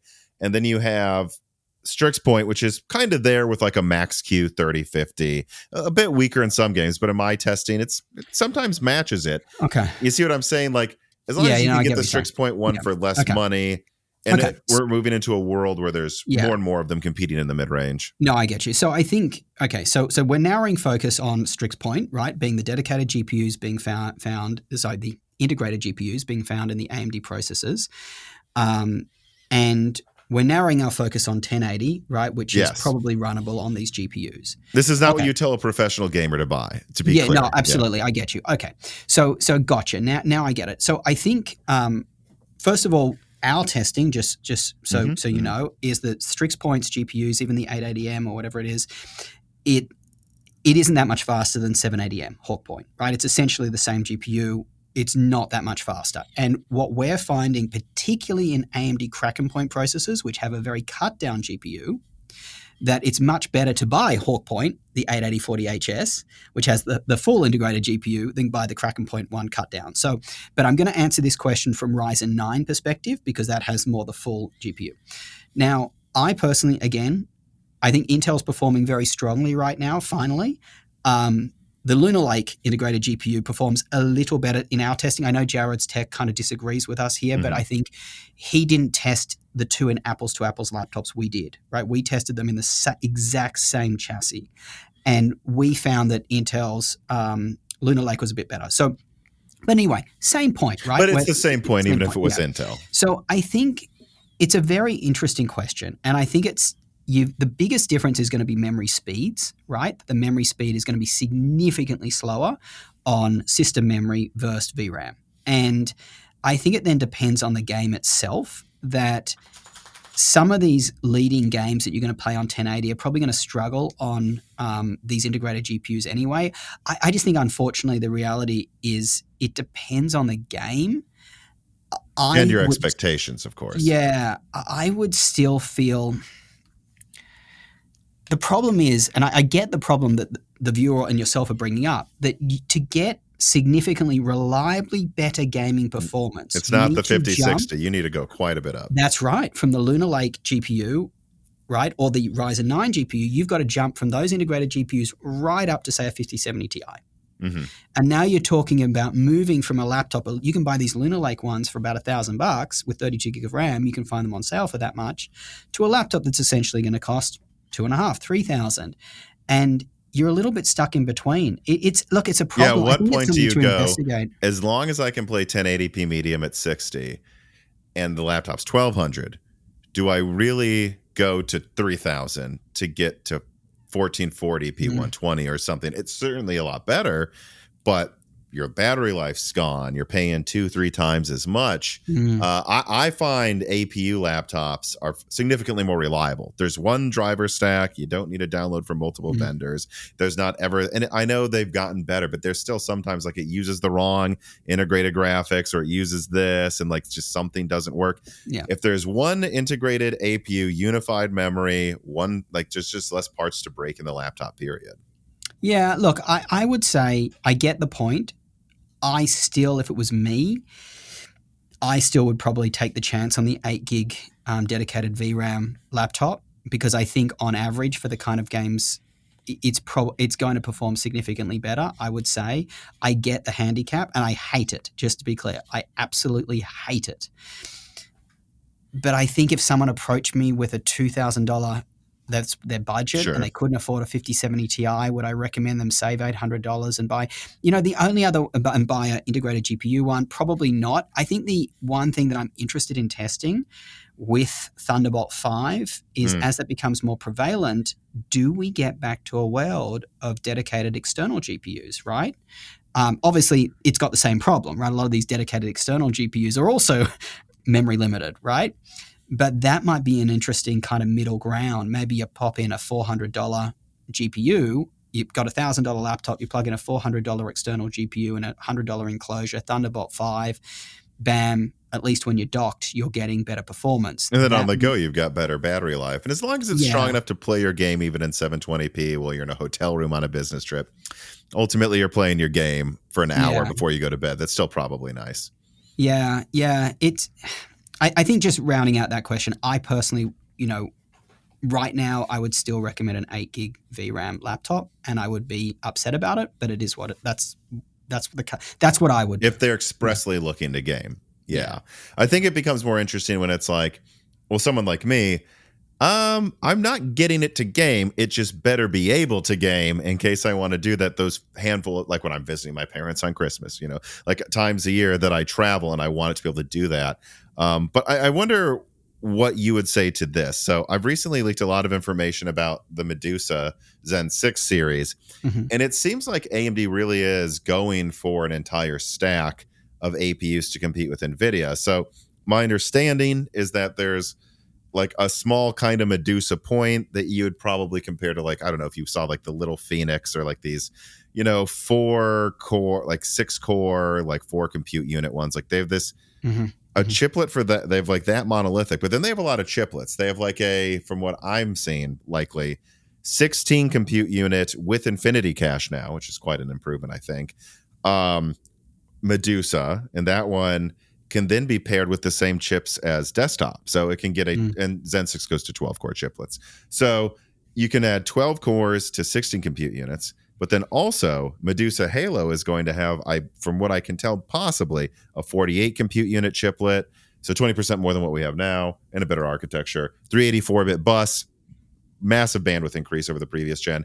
But then they also might have a 256-bit chiplet with like 32 compute units potentially. And you're seeing a situation where AMD might have like 16, 32, 48 compute units. Again, a lot of this is in flux for people listening, but it seems clear this is kind of the direction they're going, of like mix and matching CPU chiplets with several GPU options for their APUs. Like at what point, as long as they're competitively priced, and to a degree they're really not yet, would you start going, okay, so AMD's got an APU that competes with the 5080, one that competes with the 5070, 5060, and so on. As long as it's like within 10% of the same price, when do you start going, the fact that you don't have to ever worry about VRAM makes me say just go with the APU? Because I don't think we're quite there yet for a lot of people. And certainly if you're a professional gamer that for some reason is on a laptop gaming, I guess I find that unlikely, you're going to get the 5090 because the money is no object. You just need the best performance. But once you start getting mid-range and lower, when do you think we just start going, yeah, I mean, as long as it is competing with the mid-range of NVIDIA, like let's remove all of these issues NVIDIA is giving us? Look, I don't know what I don't know, and the sense that we've got to see pricing, and we've got to see a laptop. One of the things that, when I was speaking to Steve from Gamers Nexus, one of the things we kept talking about is a laptop is something, it's really the sum of its parts. You can't pick and choose just the CPU or GPU. Yeah. It's really, you got to look at, is the screen good, right? Is the battery big enough? How is its thermals? And so I think I'd have to look at the specific laptop. Clearly, there is an opportunity. But if the memory was faster, and you said increased bandwidth on the memory slowdown on Strix Halo is probably the biggest problem with it right now. Yeah, I think they might almost double bandwidth to Medusa. Well, that's very positive, right? So, you've got to look at a number of things. You've got to look at those media encoders too if you're doing that. But you're talking predominantly about gaming. Look, I think there is a world where it can be very competitive against a 5060, 5070, laptop in that space. I think there's a world that it can be. That what you're talking about, increased cores, increased bandwidth, I think it gets you there. And I think it then comes down to pricing, right? We don't want to see pricing like what we've seen in the HP Ultra G1A. Even the Flow is a bit expensive, but if you get it in a good laptop at a decent, Flow's pricing is fair, actually. The Flow's pricing is reasonably fair. But it really depends on the unit. So I think there is a world where what you're saying holds true. I think there is, yeah. This piece of content is brought to you by the Minis Forum TB401 12-in-1 Thunderbolt 4 dock for unlocking ultimate connectivity. It is Thunderbolt 4 certified for multi-system compatibility, and it has high-speed 40 gigabit per second transfer speeds, 2.5G RJ45 LAN, and support for triple 4K to 8K displays, and even a dual card reader. So yeah, this thing offers everything you would need in a Thunderbolt 4 dock, whether it's SD cards power or the ability to power multiple displays from your laptop. And you can support Moore's Law is Dead by checking it out through the links below today. So, Clean Sweep writes in and says, what do you think is responsible for the slow rollout of Strix Halo? I know AMD has historically had problems with supplying chips to laptop OEMs, especially when it's a new product type, but it seems bizarre to me that it's nearly the middle of 2025 and there's only 2 released laptops and a growing trickle of mini PCs. Yeah, actually more mini PCs than laptops soon, it seems like. If anything, I expected the mini PCs to not show up until the end of the year, not to be roughly concurrent with the laptops. Yeah, I would agree with the latter thing he said there. And I wonder, because you keep mentioning that you speak to people in the industry, like, do you have any insight into this? Like, are they saying they can't make enough? I know it uses some new chiplets that might be causing a bottleneck. I think it caught them by surprise, is what I would say. I think AMD should have done a better job of saying this is, like they did with Zen when Zen was originally launched, right?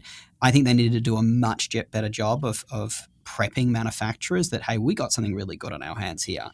And I think it caught them off guard. I think that, it's funny because you got one laptop, which is the Ultra G1A, that's so expensive, it's just not worth it. Because remember, it is competing with a laptop with, say, a 4060, 4070, and, one of the newer processors that you can buy for half the price. Now, of course, you've got the VRAM restrictions, which is both a positive and a negative. That it's restricted on VRAM, but it's much faster on VRAM than the current Strix Halo. But then you've got the Z Flow, which has been unavailable since launch. We can pretend there's 2 devices available. There isn't. There's one. The Flow Z13 for 2025 with Strix Halo has been we've got a link to buy it, right? We've had thousands of people click on that link. No one has bought one because it's never been available, and our review of it has like 400,000 views, right? So, I just think it caught them off guard, is what I would say. And I think we've got to keep in mind product shifts take around 3 years to happen, right? The product management team who are manufacturing laptops and manufacturing, making sure the thermals are right, the right motherboard, they're ordering the parts downstream. That's how long it takes. And if they're not properly prepped, they can get caught off guard. And I think no one expected Blackwell to be this bad, quite frankly. Oh, I would agree with that. That really caught everybody off guard. I think manufacturers, the way Nvidia acted, by the way, when you went to CES as a laptop reviewer, and all the we have special rooms that we go to that are not in the main area and stuff like that. Nvidia made everyone have the screen of every laptop with a Blackwell GPU of every manufacturer turned off. It was insane. We had to go film laptops twice, once with the screen off, then to hear what they were like, and then we'd have to go back after Nvidia's, Jensen made his big announcement. They gave people no information, and they didn't allow any pre-testing of it. So my gut is they probably knew it was pretty bad. No one expected this. If I was a laptop manufacturer and I heard Nvidia had 2 years to work on this thing, I would be betting my money that I would put that in versus putting Strix Halo, right? Yeah, I mean, the vacuum left by Blackwell just being a complete dud, I would have to imagine is half of it. And I mean, you touched on the other thing too, like something I keep trying to explain to people. It's like, when AMD announced Renoir, that was when they really probably had their first truly wow, this is beating Intel APU. They had 8 cores using the energy of a quad core from Intel. It was crazy. That wasn't in a whole lot of laptops, and then the follow-up wasn't, and then the follow-up after that took a year to roll out. Rembrandt, and then Phoenix kind of was faster, and now they're everywhere. I feel like because it's a new platform too, Strix Halo is one of these things that's going to have, it's resetting. This is a new socket, new platform. I agree. It's funny. I just mentioned this before, but the whole thing, not the whole thing, but one of the biggest things holding up Blackwell laptops, as in propping them up as a reason to buy, is the Intel processor inside it, the CPU. Who would have thought that Intel is doing so well here? They're the thing we're looking at to say, okay, well, this is kind of the reason to buy, to get the new Intel CPU.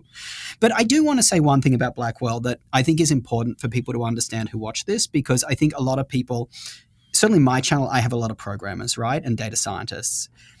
When you look at tokens per second, one of the most fundamental AI metrics, right, of these GPUs, we are still in a world that NVIDIA destroys Strix Halo, okay?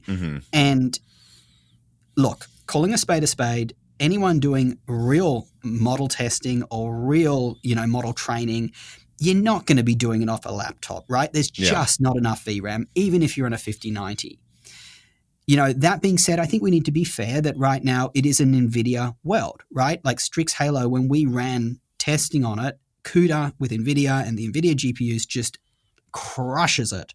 So I think, even though you and I both think AI is completely overblown at the moment, I think we also need to be, there is work that, surely AMD has to do. There is demand for AI development. There is, right? And if they want to be a player in that space, that's where Strix Halo really needs a lot of work, right? Whether it is their library or whether it is the GPU itself, but it is way behind. Like Apple is significantly better, right? Just to call a spade a spade. Trento Renfro writes him, how do AMD APUs and Apple APUs compare in your opinion? Oh, well, that's a good one. Apple APUs versus AMD. Apple is just better, I would say. I think that when you look at the M4 Max, it does beat out. Actually, that's a tough one. It depends what you're doing. If you're playing gaming, well, sure. Clearly, Strix Halo is better. Clearly, not even close. Strix Halo, get it. That's it. If you're doing AI, get Apple, is what I would say. Sad XTX 999 writes in and says, last year, Tom leaked Zen 7 plans are going all out with reducing power. So this would be something launching like 28, I think, along with an entire voltage curve. Like custom voltage curves that they haven't done before. Strix Halo is impressive already and efficient, but will a mobile architecture based on Zen 7 and its power savings make the recent RISC/ARM push a bit of a nothing burger like previous RISC and ARM pushes? And I think this is interesting too, because God, the Microsoft made a big deal about, Qualcomm, and then Lunar Lake and Strix come out and it's like, yeah, I guess Qualcomm's a little more efficient, but not, does it seem like they have some like world ending advantage by using ARM? Yeah. Everyone I talk to in computer design says not really. I mean, ARM is an advantage below 15 watts. Most laptops, is it a better architecture, not what instruction set it uses? Yeah. And it also, what people need to understand is from a pure computer science perspective, there's a stack, right? You're talking about layers upon layers upon layers of code that's running all on top of each other. And it really depends on how it's optimized for the hardware that it's got too, right? So it's hard to kind of say, hey, ARM is faster than non-ARM, right? It just depends on how you're coding it too. But look, I think in general, unfortunately, Qualcomm was made a little bit dead on arrival by Lunar Lake. Yes, Qualcomm has faster multi-core performance in their X Elite than what Lunar Lake does. But guess what? But if you want that, right, Strix has 12 cores anyways. That's right. Most people who are buying a Qualcomm laptop are buying it for general office use. It wins on something that those users do not need. But battery life is just as good as in Lunar Lake. I'd say Lunar Lake's probably a bit better, but they're fairly similar. But that's so damning for me. That should be the entire raison d'etre for ARM is better battery life. That they won't shut up about it.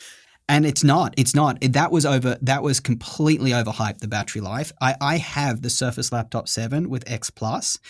It is one of the worst now it has a small battery. It's around 50 watt hours, I believe. So it's a smaller battery, but it is terrible. I've done live streams where that laptop was fully charged at the beginning of the live stream. All it's doing is looking up stuff on the internet. And yes, it's at full brightness, but it barely lasts 4 hours. And, I just think that we've got to see, I've already spoken to Qualcomm about this. We got to see what they've got coming next. And I also think that they need to do a much better job of what their product is, right? They promise the world. Like they had us taking a look at like Premiere Pro running on Qualcomm hardware. That they had games running on it and stuff like that. Games suck running on this hardware. Completely suck, right?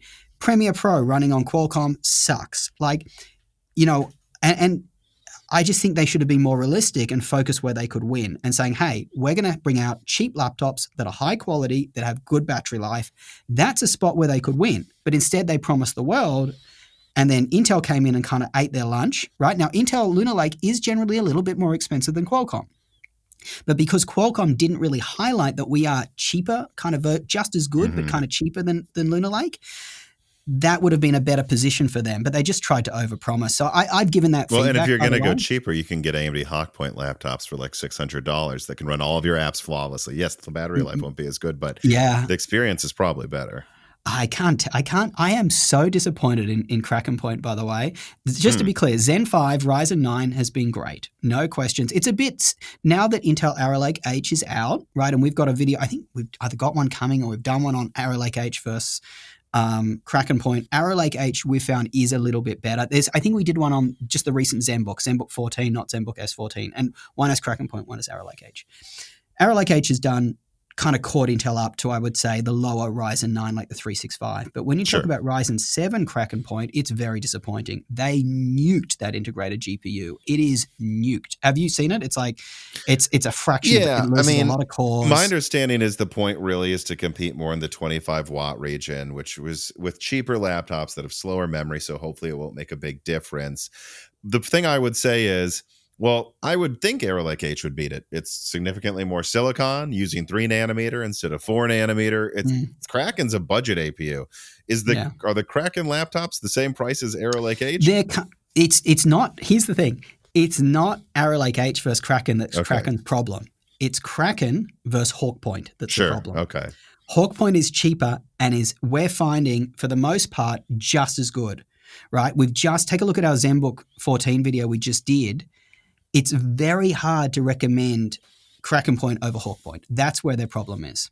Yeah, I think it was meant to be a cheaper Hawk Point. So if it's in $500 to $600 laptops, you got there, but it isn't yet, is it? It's in more expensive ones. It's more like $800, $900, unfortunately. Yes, I'd say that makes absolutely no sense as long as you can get Hawk Point for the same price, or certainly, honestly, for less.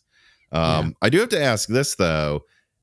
One thing I've been told, or a suspicion I have based on what I have been told by game developers, is that with Qualcomm and their game performance, actually most of the time it's not ARM, it's their drivers just aren't up to snuff compared to the competition. That's what several game developers have told me. Like, they reach out to Qualcomm, they want to make their game run on Snapdragon X Elite, and Qualcomm hasn't updated drivers for months, doesn't respond to them. Do you think there's a chance that NVIDIA's APU, first of all, could just be successful at all, but also could prove that ARM on Windows isn't as much of an issue as we thought? It was really Qualcomm was the problem. That's just something I just don't know. I would say I haven't heard from people at Qualcomm. I'm hearing that, hey, they're working with developers, they're trying to move as fast as possible. I just haven't heard enough there to kind of give an informed response. I would say when we have tested, say, Vulkan benchmarks of Qualcomm and not, which should be fairly optimized for Qualcomm is still disappointing. It's on the integrated GPU side, that is. I want to be clear. As I said before, a laptop is the sum of its parts. Someone very close to me just asked for a laptop recommendation 2 weeks ago. And I told them to buy the Surface Laptop 7 with XL8 because it depends on the laptop as a whole. That person wanted a very good-looking laptop. They like interior design. They wanted something with, decent enough battery life, and I told them that this one doesn't have the best, but they were okay with that. They liked the form factor. They liked that it doesn't have a lot of heat and fan noise. And so I felt that was a decent, and they wanted Windows. They didn't want an M4. And so there is still, and I think the design factor was probably a big reason for them to buy it, right? That it looks so good. So, but I think, there are still people that it's the right choice for, but I think as a whole, for most people, it's been very disappointing. Qualcomm is what I would say. It was just overpromised. That's I would say it came out 6 months too late. It was really hyped around CES, but it came out mid-year. It should have been released at CES. That would have given them a 9-month window to when Lunar Lake came out. It would allow them to get some marketing, some base. And I think, because you need a base for people to code around. There was a warning on Amazon on the Surface laptop saying it was a hugely returned device, right? Yeah. The Everyone I've talked to at retail says these things get returned at higher rates. Qualcomm doesn't want to admit it. And I think that Lunar Lake clearly ate their lunch. They overpromised, and they shouldn't have overpromised. It was bundled with the NPU was the big thing, right, of Copilot, which again wasn't ready, had no value to people. I remember they keep giving us this edge computing speech. I think it was Satya Nadella from Microsoft who's like, it's great because now you can run AI on your laptop with your own data. That sounds all good. It does, because obviously, if it's going to infuse and weight my data higher, then because my data is more specific to me, so it should be able to give a better answer. That's great. But the real AI that you need to really analyze that data, you can't run that on these tiny NPUs. You can't. It was just the Qualcomm launch was just botched is what I would say. It was late. Lunar Lake came around too quickly. They overpromised. It was bundled with this NPU Copilot stuff. It was just a botched launch, unfortunately. Have you seen this ad? I think I saw it in a hotel room actually over a vacation last year. Like, and I remember that because I was with my girlfriend. I was like, "This is the funniest thing I've ever seen." They're like, Copilot, X Elite, and in the ad, the examples they gave were like some graphic designer drawing butterflies around someone in a forest with AI, which I don't think you can do with it yet. And also someone somehow modeling and controlling drones for like a fireworks drone display thing in a city. Yeah. And I'm like, this is why it's not selling. Nobody's walking into Best Buy and going, can I use this laptop to control 100 drones for a display on the 4th of July? They're like, I want to use Microsoft Word. Yeah. Like those ads are hilarious, dude. No one's using these laptops for that.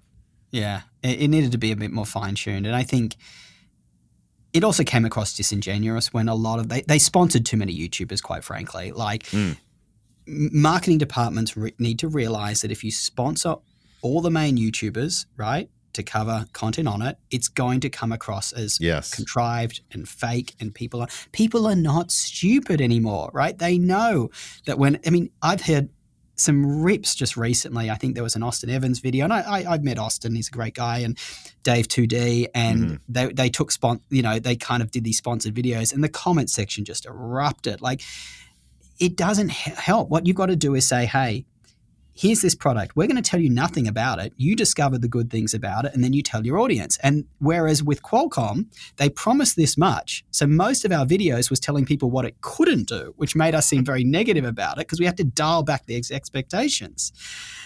Whereas a good example of what you should do is Apple's M series. When the M1 launched, no one kind of knew. They didn't prep us. They just said, hey, we're getting rid of Intel. We think we can be more efficient. No one believed them. Apple had been lying about their battery life claims on their Intel laptops for years, and no one believed them.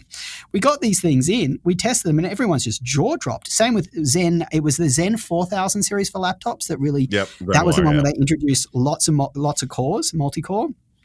And we were like, oh my God, we've been at like a score, I can't remember what the score is, Cinebench, I can't remember which version it was, but it was like literally 60%. It was more than double. What the prior processors were before.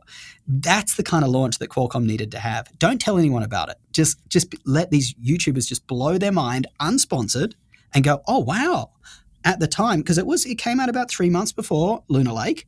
Oh my, forget the Copilot stuff. Wow. The battery life is really good. They run really quiet. Most applications actually work, rather than, hey, we've now got to tell people that games don't work, which is because they showed everyone games in the demo, right? So then you had Linus making his entire video saying how it was like this whole video testing all these games, and most of them didn't work well. Like, that negative press was just worse than it was. It was not a good launch. Yeah, I mean, I think it was obvious from the start that what the X Elite could do best is give you premium battery life in much cheaper devices, right? I think from what I've heard and kind of gathered is this was the first Copilot product launching. Microsoft wanted the Copilot brand to be associated with premium, so they pushed Qualcomm to be in all of these ultra premium devices, because if they launch in these $600 devices, maybe people would see AI as a budget thing. And it doesn't really matter how you try to sell it. I mean, you dress something up that really is a die size that's smaller than Hawkpoint, I believe. It's like, this is not an expensive APU. Why are we selling it as an expensive APU? And I think now the damage is kind of done, frankly. Yeah. They've got we need to make the next one successful. They need a massive improvement, massive. And it's unfair because they're not that far behind in like single core score. The GPUs are far behind, but to kind of, that's right, to negate some of this negativity that's been out there for it. I know a lot of people actually, just to be clear, as I said before, a lot of people have these and they do like them. For particular use cases, they're good, right? But I just think when you look at the broader laptop ecosystem, they're not that compelling right now. All right. Speaking of doing damage, let's move on to tariffs. Yeah. You have a lot of firsthand experience and exposure to this, so I don't think I'm really going to ask any that specific of a question, just please tell us from what you've seen, someone in the trenches that deals with sales and trade for your business. And, you worked on Wall Street, so I'm certainly sure you have a lot of friends that have opinions on this, are seeing how this is affecting things. Like, how are the Trump tariffs affecting the computing industry? It's an absolute colossal disaster, to be honest. And I did a interview with a CEO of one of the laptop manufacturers, a smaller one, recently. Unfortunately, the footage got corrupted, so I couldn't post it. But it's a disaster. Now, the first thing I want to say, and I had this kind of guy arguing with me on my channel about tariffs, and he was like, oh, laptops aren't actually being tariffed, right? Because to be tariffed, you have to import them. When they come through, the ports, that's when you pay the tariffs, and the manufacturer is the one who pays the person who's selling the laptops, who's importing the goods, is the one paying the tariffs. And what happened was, they've now got an exception, right? And he was arguing with me, well, no laptops, or very few, traveled through, they put a hold on them, right? Like my own Razer Blade 16 that I bought pre-tariffs, when the tariffs were announced, they shipped it. I've got the FedEx receipt. They shipped it, you can see it in FedEx, back from California to Japan while it waited. Then when they put the exception on the electronics, they shipped it back. And so his argument was very few electronics came through during this high tariff period, and now we're on a 90-day pause. This is not the correct way of viewing things. And he was saying that therefore tariffs are not causing inflation. That's not how companies work. The way companies work, every big company, including the many that I've worked on, they make decisions based on forecasts, right? Then they look at the accounting at the end of the quarter to see, did it match the forecast, right?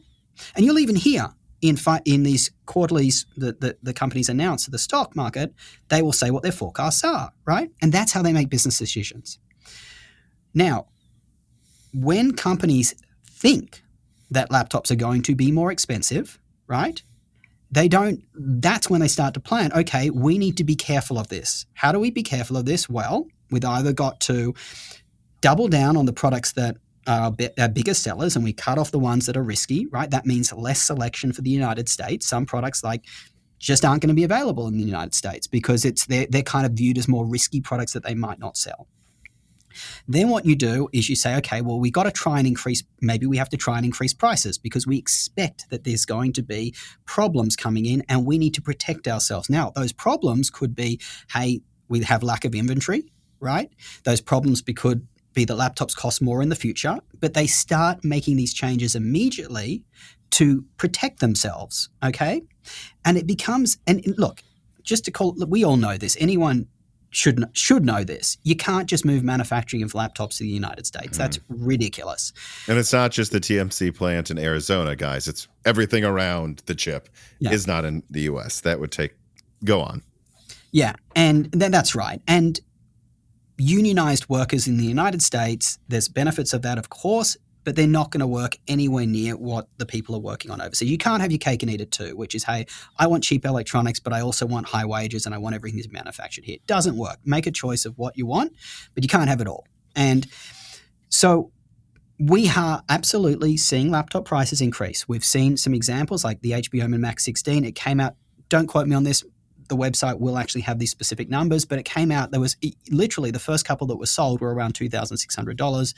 Before the tariffs were really put in place, bam, we saw it. Now it's above, I think that particular model is like 2,900 or 3,000 or 3,100. It's about $300 more.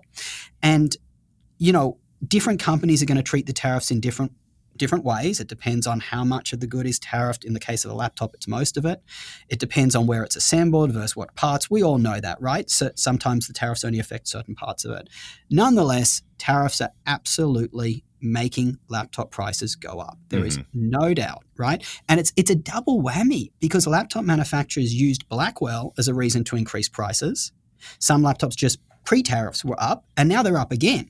And now we're seeing that awful problem that I described to you earlier about potentially getting to negative equity and having to take out more loans to buy laptops because people can't afford them. And it is so multi-layered, this problem. I'll just give you more examples because I think the average American just doesn't kind of understand. That's unfair of me saying this. Some people probably don't see how it's going to affect them. So say a Morgan Stanley, they make money a big revenue stream is assets under management. So what happens is the more money people hold with them, they charge a fee around, let's say, 80 basis points, which is just non-finance speak, let's say about 1%. That's how they, and if they have $100 million that they're managing, they bill clients $1 million. And that's how it works. And the more they manage. Now, if the stock market's declining, right, they manage less, they earn more money. So what do to protect themselves, right? They cut down on some things that they're working on, right? And just to be clear, I'm speaking holistically, not as a representative of Morgan Stanley, which is my old employer, but it's likely that they cut down on initiatives, right? These are initiatives that are innovation initiatives, right? And those are the first to go. They don't cut down on core business things that they know are making money today. They cut down on innovative things that may be making money in the future. So it's less innovation here in the United States, okay? Then potentially companies will let people go. That means that people will spend less, right? And when people are scared, they think that their jobs are going to go, they stop spending. This whole economy is fueled by, I buy something from someone, they make a margin, a profit on it, and then they can spend with someone else. And you're stopping that flow because people are very scared about what's going to happen. And it comes back into laptop manufacturers as well. Like, people are going to be scared for their jobs. And it is adversely, just to be clear, hit smaller companies than larger ones. Larger companies are the ones like Apple who can fly planes over here, if that is indeed true. I don't know. We've heard the rumors, packed full of iPhones. They can host inventory here, right? And then they can sell it to weather this storm until it calms down. Smaller laptop manufacturers take electronics or, your frameworks, those kind of people. And Framework's been very transparent about this, but they are not in the same position as some of these larger companies are, right? It's going to affect them faster. And that's not what we want. We want to support small businesses. And I think, what was the last thing I wanted to say on this? I've lost my train of thought. But it is very concerning from the laptop industry. I think it's going to mean that some laptops just won't even be sold in the USA because it's just too challenging to sell them. I think we have been seeing some innovation from companies in the laptop space that do manufacture in China and sell direct to the USA. Chewy is a good example of that. They have $300 laptops that are actually pretty decent. Well, they're probably not going to sell in the USA at 145% tariffs. Nope. If that is indeed, just to be clear, right now, as I said, we are recording on the afternoon of April 28th. Good Lord, things might change by the time we post. And if you're going to invest in the US and there's such big changes as a business, you need to know that if you're going to raise capital from investors, you need to produce a business plan to show what you're going to make. Nobody knows if electronics is this exception going to last? We don't know. And it becomes impossible to grow businesses and invest and hire people if nobody knows. And I think that this was the other point I wanted to make. We've seen this happen in COVID. What happened? People thought there was reduced demand. All the factories slimmed down. Then all of a sudden demand hit. We saw massive inflation. Remember what cars were like, right? People couldn't get the chips. I remember I had to get a car then. Yeah, so did I. And now I lost like $6,000 on my car straight away just because of, everything, all these price hikes. That is... If this doesn't stop, that's going to happen here. All these factories are slowing down because they think demand from America is stopping or slowing down. And just to be clear, as I said, it's not just because tariffs are hitting right now, because as I keep saying, there's an exception. But buyers are scared, right? So they're pulling back. And let me give you another data point for you, okay? My YouTube channel has massively increased over the last couple of months. We are bigger than we were before. But the number of laptops we're selling is the same. Yeah. We should be selling more, right? Should be increasing at the same rate. If our views are going up, we used to be at about 1 million views per month. Now we're at somewhere 1.4, 1.6. So you would expect 40 to 60% more laptops. It should be a direct correlation. We are not. We're seeing the same unit count. I've noticed the same thing with advertising too. Not all advertisers, the long running ones are still good, but like YouTube advertising, the smaller ones that reach out, that's shrinking in how much advertising is happening because they want to save money because they don't know what's going to happen. Yeah, that's right. And I want to finish my kind of somewhat rant about tariffs in a positive light. We get the aim. Bring more manufacturing of critical products back to the USA. or from partners who are particularly back to the USA. That is a very admirable goal. Very admirable. There's no doubt. Don't think anyone's arguing against that. I think it's the uncertainty. The way it was implemented is really the problem with the uncertainty, and also just not giving companies time to adapt. It takes a long time to build more fabs. I'm in Arizona. That's where the TSMC and the Intel fabs are. It takes more time to build fabs. And not only that, I think Tim Cook kind of hit it very nicely. If you go to China and you ask for engineers who focus on engineering about manufacturing, right? There's a lot of people available. If you go to the US and say, I want to find an expert in semiconductor engineering, what university is spitting out degrees in this? Like, there may be, but it's just the pool of talent is just not at the level. It's not just about standing up a factory. Someone's got to work that goes there. Into this. Yeah. And it's not, we're not talking about that. There was that example gave, screwing in iPhones. Like, that's not the kind of work that goes on at these laptop factories. The screwing in is done mostly by robots, right? Like, it's more about this is advanced manufacturing. Yeah, and I think the chaos thing is something I keep trying to explain on my channel a lot too, of like, so far what we're seeing, like if your argument is you want to bring more manufacturing to the US, you have to understand that so far what we've gotten from this trade war is US factories closing, is less stuff coming to the US. And I fear that nothing's permanent, but that could be somewhat of a permanent thing. Because if I'm a company that just spent billions of dollars moving my manufacturing from China to Vietnam, and I saw Trump change the tariff laws back and forth 10 times in 1 week, my conclusion isn't, I better plan for 10 years in the US. My thing is going to be, we better make sure we sell to other people and just avoid the US, which is going to hollow out American manufacturing more. It's going to accelerate the hollowing out of American manufacturing. And again, I would say to the people that say, well, that's not going to happen. It already has. They're already closing factories. Asus is halting shipments of laptops. Who knows if this will have changed by now, but I believe the Nintendo Switch is still kind of in limbo in the US. And something that I noted in my RTX 5060 Ti 16 gigabyte analysis that I said near the end of the video, it's kind of a last minute addition to the script, like this is something to watch, is I was like, I am noticing in the US, the 5060 Ti basically didn't exist. That if you were a US-centric reviewer, and I say centric because like Linus is in Canada, I believe, and a lot of reviewers are in Australia, but they tend to, see the US as the center of the universe. But if you're in Europe, like Igor's Labs, I spoke with him, he's like, no, there's plenty of 5060 Ti's on shelves. They're at MSRP and they're cheaper. And it's like, I've been trying to explain this, like, if you think that this is temporary, and from what we've seen so far, it is temporary, Trump's not going to stick with any of these tariffs if it causes any pain whatsoever, then you're going to go, I'm not going to move manufacturing to the US. I'm just going to, like Audi, I'm going to stop selling to the US for 4 years because that's way cheaper than trying to argue with something that's just going all over the place. And then, hey, maybe there'll be pent-up demand in 4 years in the US, which is, I think, what you're kind of saying too, is, yes, there's probably going to be a 2021-like boom where we don't have enough supply from this as well. So I think what I'm seeing is Europe, and it's crazy, for the first time I've seen since I've had this YouTube channel, is getting more supply on release dates with tech than the US is. It's crazy. And I think I'm getting some credit for saying, hey, like I'm going to call balls and strikes. If you're in Europe, this is cheaper. You should probably buy this. If you're in America, just like before, that maybe you shouldn't buy it like you're in Europe. Maybe you should wait for prices to come down or accept that they're just more expensive. And I don't know. I just, it's crazy to see the US be treated like a second tier or third tier market, because it's already happening.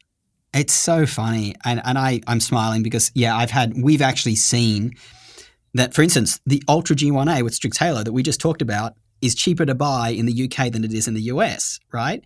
And I've had commenters, this is a comment on my channel, saying, hey, I'm in Mexico. I used to come to the USA to buy laptops. Now people are going to come down to Mexico to buy laptops from us. Just going to move more money outside the US, by the way, as they stay at a hotel or... That's right. That's right. There's such a knock-on effect. And I think the average person needs to understand that even if they think this is a problem for the wealthy, right? Like, because obviously we've seen the stock market, it's massively declined from its peaks. I hate to use this term, but, there's this term trickle down, but wealthy people spend money, right? They're the ones who are booking landscapers, or they're booking, beauty treatments and all this kind of stuff. And if you're working in a spa, maybe you're getting less tips now. Maybe you're getting less bookings. Like, it is going to hit everybody, and in numerous ways. And I just think, as I said, the goal of building more manufacturing in the US, not a bad goal. Not a bad goal. Great goal. But the implementation has just been just a disaster. And I think where it's really going to hit home in the laptop space is back to school. Yes. Back to school is coming. They need to get their laptop, and it's twice as expensive as they were expecting. Yeah. Because a lot of students go to school, they have to have a laptop. That's when most people after that, a lot of people get their laptops through their employer, right? They're going to school, they got to buy their laptop, at least the parents do. What do we have enough stock in the US for this? Do we?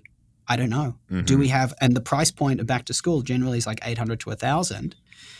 Do we have enough of these specific laptops in the US? This is going to be very interesting. And I can't answer that. I think it's to the point you've made about, turning around shipments and this, that, the other. We got to see. That could be the first part where we start to see a big crack. Planet 9 writes, and it says, thinking about companies like AMD's recent offshoring production, how much of this do you think is pressure from economics related to the actions of the U.S. administrations? How much is having a relatively short supply chain such as with socketed CPUs that can be moved to the open capacity of these new fabs with lower shipping costs? And how much of it is just direct pressure from negotiations with U.S. administrations? I think what he's kind of getting at too is like, when we see these big announcements, how much of it is just playing into this trying to onshore honestly rhetoric, and how much of it do you think is like because of pressure, and how much of it is because they actually think they need to? Yeah, so I would say this, and speaking as again from someone who's been in corporate boardrooms with these kind of decisions, any company that is moving on plans to change, whether it's their supply chain or manufacturing, most of those plans would have been done well before these tariffs. Any positives in terms of moving manufacturing here or changing your supply chain, that was done in a different world. Companies, these plans take a long time to make. They don't come in the last month or two, right? And any announcements that are currently happening, big announcements, maybe they're, hey, we're investigating it based on current tariffs, but most companies are not going to make decisions based on this changing world that we don't know. They're in pause, right? So the example that the commenter gave, I would, from my knowledge of being in a corporate, I would strongly guess that decision was probably made even under the last administration. Mm-hmm.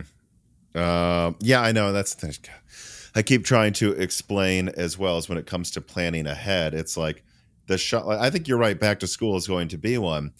But it's like people need to understand that everything we have right now was planned a year ago. Yeah. And right now they're planning for Christmas sales and they don't know what to do. So I think also Christmas shopping is going to be a huge shock as well. Maybe not even in terms of pricing, but just there's no Nintendo Switches. Yeah. Kiln God writes in, Tom and Josh, looks like California and a few other states have a good legal argument and a date in court to put us up to Trump's tariffs. Do you have any thoughts on this? I know Apple and Nvidia have started onshoring some elements of production and chip fabs in Arizona. I'm pretty sure AMD has booked capacity at TSMC in Arizona as well. Do you have any specific news in this area? Well, we might see server manufacturing in the U.S. Yeah, I think it's mostly the server stuff they're moving here. I'm not seeing desktop or laptop volume in the U.S. anytime soon. Would you agree? I don't have an answer to that. I think it would be, if I was a laptop company thinking about what manufacturing to move here, I think, people have talked, the information I have is manufacturing chips here in Arizona is going to be more expensive than manufacturing them elsewhere, is from what I have, I understand. But I would also be, just me thinking logically, I would be trying to move maybe assembly here or stuff that's a little bit easier than, semiconductor is going to take time to move here at the volume that's needed. You probably want to look for things like that you're only paying tariffs on a portion of the product, not the whole product. But I don't have information on that specific case, is what I would say. All right. Well, that is all the questions and all the subjects that I had for us to discuss. I really want to thank you for coming on. Please, one more time, or twice, 3 times if you want to, please plug yourself and tell people where they can find you. Yeah, absolutely. So check out our YouTube channel, justjosh.tech. We review laptops very much from a perspective of an actual user versus we tend not to focus on individual product reviews, but more, hey, I'm a graphic artist looking for this product, or I'm a programmer as a student, and I also like to game on the side. That's how we kind of look at these products. And so in our reviews, we tend to actually compare with a lot of similar laptops and talk to you, hey, you might be considering between these 5, this is the one. So that's over at justjosh.tech. We also have the business channel. I've talked a lot of business with you today. You'll find that at justjoshbiz. That's a very growing channel, so absolutely go check that out. There's content like how I personally got into MIT and things like that are over there. And then, of course, we have our website, bestlaptop.deals, where we're trying to, we track prices across manufacturers. We're trying to basically help you find the best laptop for you. So we have those use cases that I talked about, students and programmers and gamers. We're combining these use cases together to find you a specific recommendation. We're really trying to improve online shopping. So instead of getting 1,000 results, you're only getting a small number to search through. Filters actually make sense.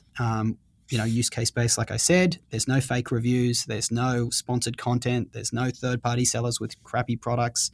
So yeah, absolutely go check that out at bestlaptop.deals. And guys, thanks for listening to us for a couple of hours now. I'm not sure how long, if it's going to get cut down or not. Maybe some, but they'll see this just short of 2 hours, I think. Yeah. So it's been a great experience, good conversation, really, really appreciated, you inviting me, Tom, and being here today.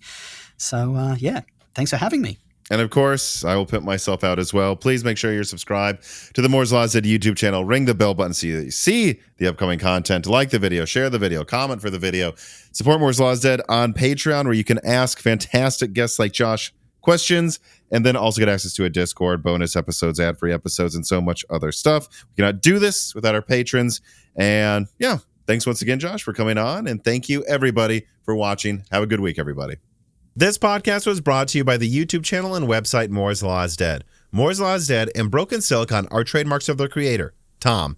That guy is me, and I am indeed the creator, editor, writer, and showrunner of Moore's Law is Dead podcasts, videos, articles, and other media. However, it's not just me. Moore's Law is Dead is a team, with Broken Silicon co-hosted by my brother Dan, audio editing by Gerard Cortez, renders being done by the industrial designer Jean-Philippe Clermont, and special assistance is also provided by Carbon Cry and Carrie No Sugata as well. Find all of our information at www.mooreslawsdead.com on the About/Support page. In the event you do want to hire me for consulting work, hire Gerard for audio work, hire Jean-Philippe for industrial design work, or you're interested in working with Carbon Cry or Carrie No Sugata as well. You can also find our long-term sponsors on that page if you want to show them some love for putting food on our tables. Or you can also mail us some love. You can send letters or hardware donations to the following address: Moore's Law is Dead, P.O. Box 60632 in Nashville, Tennessee, zip code 37206.